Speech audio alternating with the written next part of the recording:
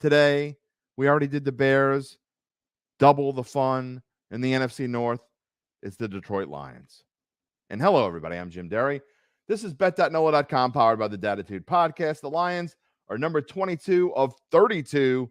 Coach Dan Campbell in his third season with the Lions, who went from 3-13-1 in 2021 to 9-8, a winning season, just missed those playoffs last year. Which Detroit Lions team is going to show up? Lots of hype for the Lions. Lots of people think this is a sneaky pick for a conference champion, for a potential Super Bowl champion, taking the big step up. What do I think? Well, you're going to have to watch to find out what I think.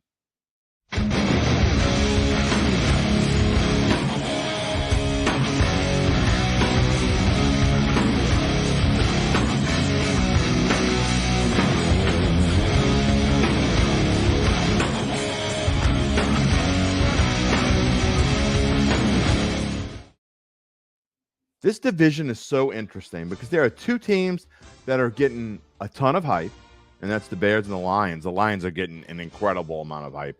And then you got two other teams that we're going to get to tomorrow. The Vikings and the Packers are getting, like, no hype, like less than hype. Is there such thing as negative hype? Because that's what they're getting. So it's just kind of interesting that it just fell that we got the hype teams today and the non-hype teams tomorrow. But what do we think about the Lions? Well, we know last year was a tale of two halves. For 7 games, hardly anything went right. A 1-6 start. Things looked a whole lot like they were going to look like they looked in 2021 with that 3-13-1 team for Coach Dan Campbell. Was he even going to make it through the year? And then the hype train started rolling, and it rolled really quickly. 15-9 win against the Green Bay Packers on November 6th not only broke a 5-game losing streak and sparked a streak of winning 6 of 7 to get to 7-7. All the Lions fans are like, oh, my God, this is what it feels like to win. We're going to do it. We're going to make it. You're saying there's a chance. Nope. They turned back into the Lions. I know the pumpkin thing is around Halloween, but really the pumpkins kind of came out around Christmas for these Lions because it ended in a hurry. And Jared Goff, he had a good season. He passed for 1,200 yards more than he passed for the year before, and 10 more touchdowns for the league's 4th-ranked offense. But the big problem, you see that big 32 on the screen and that little black 32nd in the gray bar there under defense? Yeah, they were 30th against the pass. They were 29th against the run, 32nd overall. That's going to do it every time. If you got the worst defense in the league, you're probably not going to win. So what did the Lions go do in the first round of the draft with their first pick? You got 2 great running backs, DeAndre Swift. You had Jamal Williams. You had a great running game last year. What did we do in the draft? We picked Jahmyr Gibbs of Alabama. I don't get it. I mean, now later on you had another pick and you picked linebacker Jack Campbell. So what did you do with your next pick? You had 3 picks out of the top 34. 2 of them you picked offense with. I don't get it. I don't understand this team at all. I mean, I'm not trying to give any spoiler alerts away, but Jahmyr Gibbs, sure, he's fine. But why wouldn't you want to keep DeAndre Swift or try to keep Jamal Williams? I guess he costs too much money. Fine and dandy. But you're the 12th overall pick on Jahmyr Gibbs? Free agency. Went out and signed Cameron Sutton to shore up the defensive backfield and got Chauncey Gardner-Johnson. Well, we here in New Orleans know a lot about CD Deuce, is what he likes to be called. 1 year, $6.5 million on that one.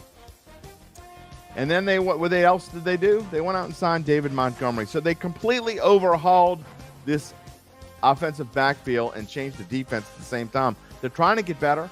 They're trying to get better from 32nd, but like we talked about earlier today with the Chicago Bears, it's not that easy. You don't just go from 30th to 20th, or maybe you do, or you don't go from 30th to 15th. It's the same with the Lions. You don't go from 32nd to 16th. I mean, it's happened before. Is it going to happen here? I just don't know that I see enough to make them that much better. So you know what? Let's go to the schedule. Maybe that's better. Maybe that'll tell us something. We see that it's the 17th toughest schedule, right in the middle. The NFC North does not have the toughest schedule this year. But these Lions, let me tell you, this has got landmines all over it, especially early on. And you would think that this is a team, although last year they did have that winning streak and they started off slow and came out, I don't know that they can do that again. And this schedule is kind of set up for them to have a tough opening. And I don't mean as tough as 1-6 or whatever it was last year. I'm talking about at Kansas City and Seattle. That to me has got 0-2 written all over it. It certainly got 0-1 written all over it. Can they beat Atlanta at home? Sure. They're about what with Atlanta. At Green Bay, who I think is going to be a lot better on a Thursday night, on a short week going to Green Bay. By the way, does anyone know when's the last time the Detroit Lions won in Green Bay in September or October? Go ahead, I'll give you a second to think about it. 1987. It's not like they haven't had a lot of chances. They've only won 4 times in Green Bay since 1993, period. But they have never won. Since 1987, they have not won at all in Green Bay. That's a rough ride. And you're talking about a team that hasn't won the division in 3 decades. So, or a division, I should say. They've never won the NFC North because the last time they won a division title, it was the NFC Central. The schedule isn't really helpful towards that.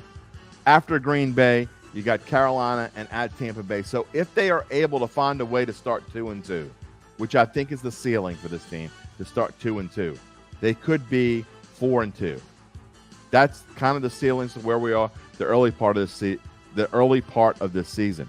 And they're going to have to, because this middle stretch has some landmines, and the back stretch it's got disaster written all over it. But then look what's coming. 4 out of the next 5 on the road, and really, other than Chicago, what would you call easy on that list? You couldn't. At New Orleans, at Chicago, Denver, not sure when they're going to play that game, whether it's going to be early or late. And then Christmas Eve at Minnesota, at Dallas the day before New Year's Eve on a Saturday on a special primetime game, and then finishing the season against the Minnesota Vikings at home at Ford Field. Is it going to matter by then? I mean, that's a really good question, because it's drum roll time, please. I don't. I mean, I'm not buying the hype. I'm not trying to give anything away for tomorrow, because obviously sometimes people think I'm just being contrarian just to be contrarian. I don't see it in that schedule. In fact, one of my better bets, one of my top 10 bets this entire NFL team preview season is plus 140 for these Lions to miss the playoffs. I'm not saying they don't have the capability to be better. I think they're on the right road, but I think 9-8 was kind of a little bit much for them last year. I don't love Jared Goff. In fact, I really don't like Jared Goff, to be honest. I don't like this defense. I like what they tried to do on defense, but I don't think it's enough. I just don't think it's enough to take them to the playoffs in the next step. It wouldn't shock me if they won 9 games. I don't necessarily love the under 9.5 wins. I'm not rushing to play that, but I think the NFC is going to be better than people think, and I think this division is going to be kind of quite the opposite of what everyone's thinking. We'll see if I'm right. Tomorrow, the Minnesota Vikings and the Green Bay Packers on bet.NOLA.com. We know you're coming back.